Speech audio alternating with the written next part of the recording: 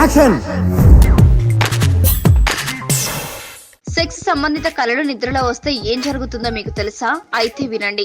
Sex కళలు రావడం గురించి చెడుగా అనుకోవాల్సిన పని లేదట. వాటిని ఎవరైనా సరిగ్గా విశ్లేషించుకుంటే తమకు చెందిన మానసిక భావాల గురించి, వారు ఎలాంటి స్థితిలో ఉన్నారనే దాని గురించి, దేని గురించి ఆలోచిస్తున్నారనే అంశాలను కూడా తెలుసుకోవచ్చట. సిగ్మండ్ ఫ్రాయిడ్ అనే సైంటిస్ట్ మనుషులకు వచ్చే పలు రకాలైన సెక్స్ కళలను గురించి వివరంగా తెలియజేశారు. మనుషులకు వచ్చే సెక్స్ సంబంధిత కళలు, వాటి గురించి అర్థాలను ఆయన విశ్లేషించారు.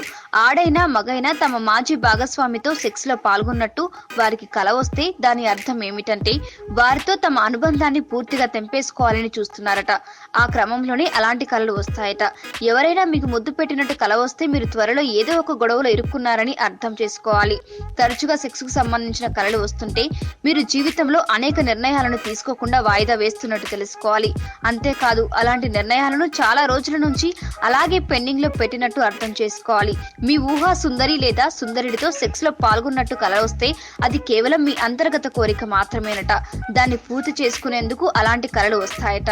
మీకు ఈ వీడియో నచ్చితే ఒక లైక్ కొట్టండి, లేకపోతే కామెంట్ చేయండి. బట్ సబ్స్క్రైబ్ చేయడం మర్చిపోకండి.